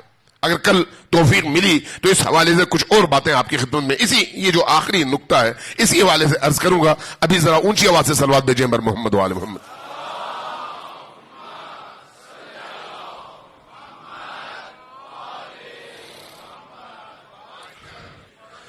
अजीजान गिरामी, ये जो हम नेकियां करते हैं ना, इन नेकियों में अब ये हुस्न खिताम के तौर पर एक चीज आपकी खिदमत में अर्ज करूंगा, चंद जुमले मसाइब के।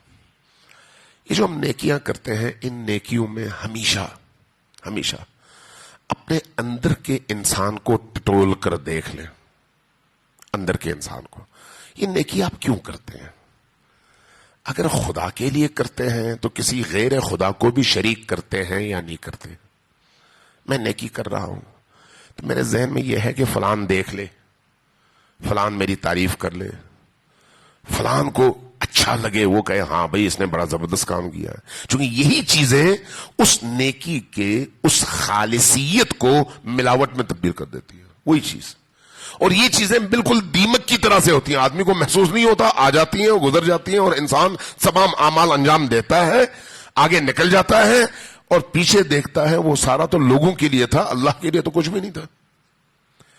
खुसूसन ऐसे मौके पे जब एक इंसान एक नेकी करता है और उसके बाद देखता है किसी ने उसकी तारीफ नहीं की, तो उसके अंदर एक कलक, एक कैफियत पैदा होती है, यार किसी ने कुछ कहा ही नहीं। इसका मतलब यह है कि आपने उसके लिए किया जिससे आपको तारीफ की तवक्को थी, आपने अल्लाह के लिए नहीं किया। अल्लाह के लिए जो होता है उसका अजर भी इंसान अल्लाह से मांगता है। अपने इमाम के लिए, हुज्जत खुदा के लिए, अहलुल बैत के लिए जो करता है इंसान, उसका अजर भी उन्हीं से मांगता है, लोगों से नहीं। जो आप उनके लिए करते हैं वो चाहे छोटा ही क्यों ना हो, वो बहुत बड़ा होता है जो आप उनके लिए करते हैं। लेकिन जो आप اپنی خواہش کے لیے کرتے ہیں، تسکین کے لیے کرتے ہیں، اللہ کے لیے اور رسول کے لیے نہیں، اہل البیت کے لیے نہیں. وہ چاہے جتنی بھی بڑی مقدار میں ہو اس کی قیمت نہیں ہوتی، اگر ہوتی بھی ہے تو بہت کم ہوتی ہے، بہت کم. ہمارے قم میں ایک بہت بڑے بزرگوار تھے، کچھ سال پہلے ان کا انتقال ہو گیا. حجت الاسلام والمسلمین آئے کوثری ان کو کہتے ہیں، بڑے اچھے خطیب تھے، بڑے اچھے پڑھنے والے تھے، مداح تھے. میں نے ان کو کئی دفعہ سنا، اور جب خصوصاً امام خمینی کے ہاں ایک دفعہ انہوں نے پڑھا، امام خمینی زندہ تھے، تو مجھے بھی یہ توفیق ملی. میں نے وہاں پر جا کے، وہ جنگ کا زمانہ تھا، تو میں نے وہاں پر جب ان کو سنا تو محسوس ہوا کہ واقعی ان کا پڑھا ہوا دل میں اترتا تھا. اس طرح سے پڑھتے تھے. اپنی موت سے پہلے انہوں نے ایک واقعہ نقل کیا، وہ ان کے کسی شاگرد نے لکھا تھا، وہ میں نے پڑھا اسی حوالے سے. کہتے ہیں عاشور کا دن تھا، عاشور کا دن. کہتے ہیں صبح سویرے میں سیاہ لباس پہن کر حرم حضرت معصومہ کی طرف چل پڑا تاکہ مجلسیں پڑھ سکوں، چونکہ یہ خود بہت بڑے خطیب تھے اور ان کو سننے والے لاکھوں میں تھے. کہنے لگے میں چل پڑا. جب گلی میں آیا، جیسے آپ کے یہاں پر ہوتا ہے جب شیعہ آبادی ہو تو سارے بچے بھی اسی حساب سے پروان چڑھتے ہیں، تو کہا گلی میں نے دیکھا چند بچوں نے 6 سال 5 سال 7 سال 8 سال 6-7 بچے ہیں، انہوں نے چند اینٹیں رکھ کر گلی کے ایک نکڑ پہ وہاں پر ایک امام بارگاہ بنائی ہے، اور دیوار پہ ایک سیاہ کپڑا لگا دیا ہے امام بارگاہ کے طور پر. ساتھ میں ادھر ایک جگ میں پانی رکھا ہے شربت، اور دوسرے میں ایک کیتلی رکھی ہے، چائے بنائی ہے. گزرنے والے کو جو شربت پینا چاہے شربت دیتے ہیں، جو چائے پینا چاہے چائے دیتے ہیں. کہنے لگے میں گزرنے لگا تو بچوں نے مجھے چونکہ پہچانتے تھے، معروف آدمی ہے، تو کہا آ کے مجھے پکڑ لیا، سلام کیا اور کہا کہ آپ ہماری اس امام بارگاہ میں ایک چھوٹی سی مجلس پڑھ دیں. کہتے ہیں اب میں حرم میں لاکھوں لوگ میرا انتظار کر رہے ہیں، عاشور کا دن ہے، عزاداری اپنے پیک پر ہے، ایسے موقع پر اب یہ بچے 4 بچے انہوں نے مجھے پکڑ لیا. کہتے ہیں میں نے بڑی کوشش کی اپنا دامن چھڑاؤں، بچے نہیں مانے. کہا نہیں، آپ کو ہم تب تک جانے نہیں دیں گے جب تک آپ خود ہمارے ہاں نہیں پڑھیں گے. کہتے ہیں آخر مجھے حیا آئی، شرم محسوس ہوئی کہ میں اگر ان بچوں کے سامنے نہ پڑھوں تو ان بچوں کا دل ٹوٹے گا، اگر ان کا دل ٹوٹے گا تو میں اللہ کو کیا جواب دوں گا. تو اب یہاں پر مقصد کیا تھا؟ اللہ اور اہل البیت. کہتے ہیں میں نے وہاں پر بیٹھ کر 4 جملے زیارت عاشورہ کے پڑھے. زیارت عاشورہ کے وہ جملے کیا تھے؟ السلام علی الحسین وعلی علی ابن الحسین وعلی اولاد الحسین وعلی اصحاب الحسین. یہ 4 جملے پڑھے. ان 4 جملوں کے پڑھنے کے بعد جب میں اٹھنے لگا تو بچے بڑے خوش ہوئے، مجھ سے لپٹ گئے، شکریہ ادا کیا. اور جب میں چلنے لگا تو مجھے روکا، کہا نہیں، یہ ہماری طرف سے تبرک کے طور پر، نیاز کے طور پر یہ چائے پی کر جائے. میں رک گیا.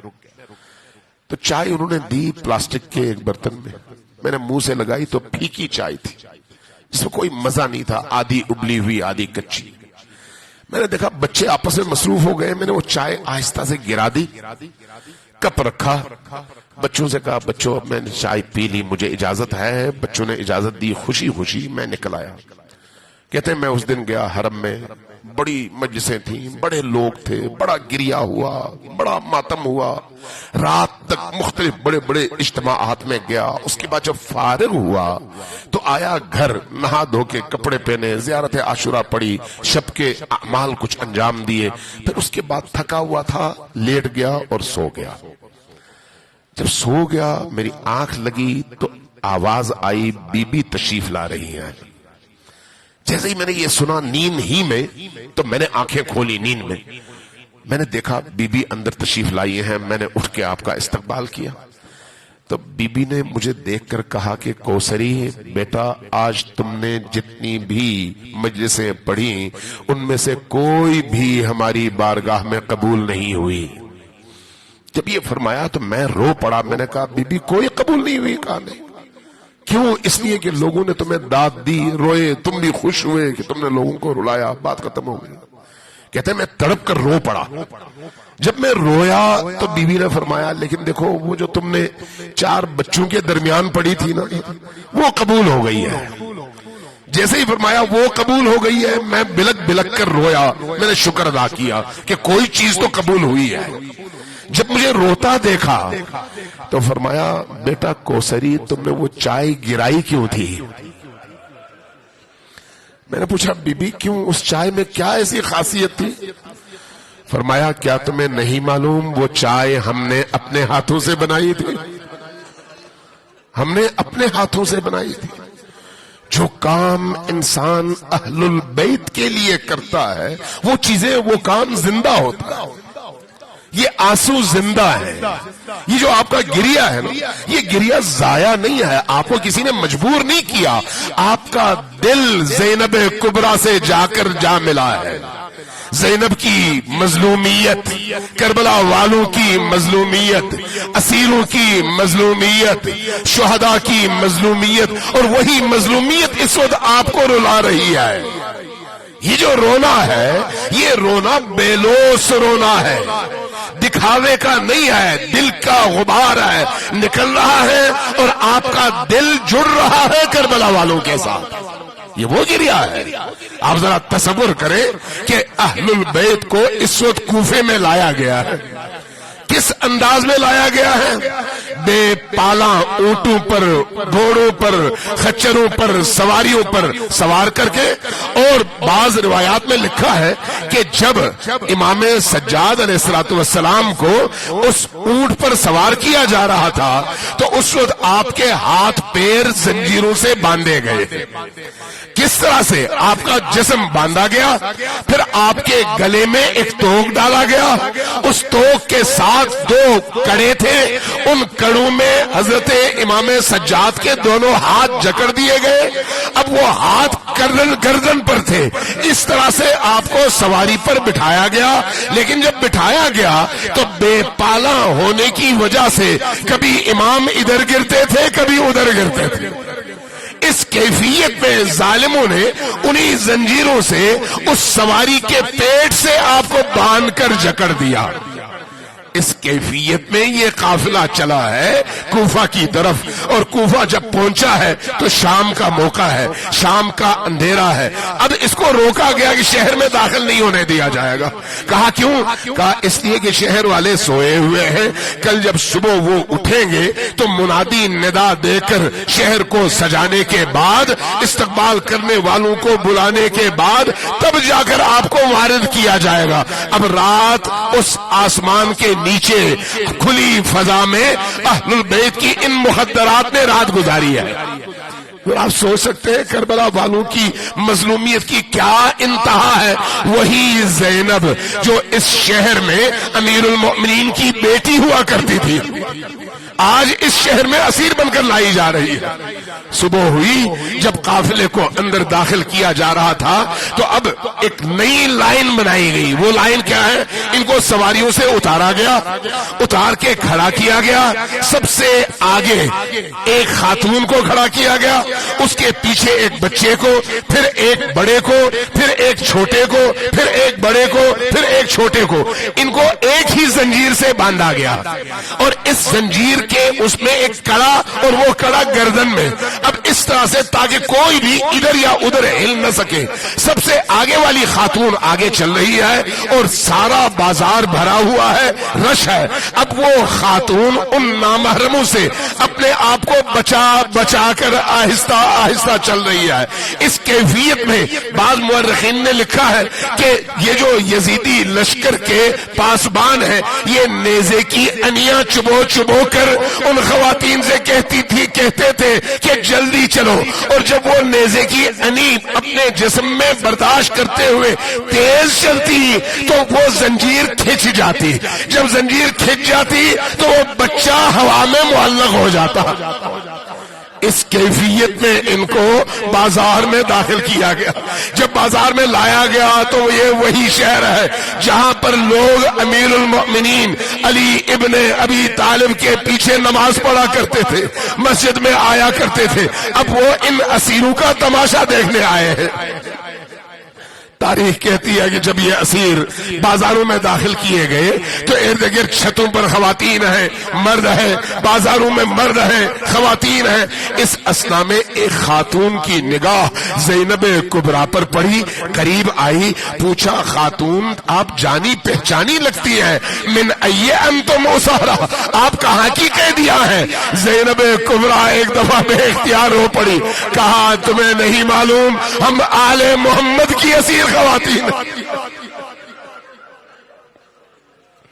آل محمد کی اسیر خواتین، ہاں ہم علی اور فاطمہ کی بیٹیاں ہیں۔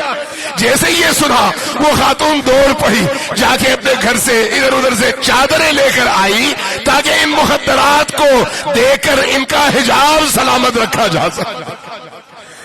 جب تھوڑا سا آگے بڑھی تو کچھ خواتین کو پتا چلا، وہ اب اپنے گھروں سے کھانے لے کر آئی۔ جب کھانا ان چھوٹے چھوٹے بچوں کی طرف بڑھایا گیا تو ایک دفعہ زینب کبریٰ کی آواز بلند ہوئی، کوفہ والو ہم پر صدقہ حرام ہے، ہمیں تمہارا کھانا نہیں چاہیے، کیا تمہیں نہیں معلوم کہ ہم فاطمہ کی بیٹیاں ہیں؟ انا للہ وانا الیہ راجعون وسيعلم الذين ظلموا اي منقلب ينقلبون۔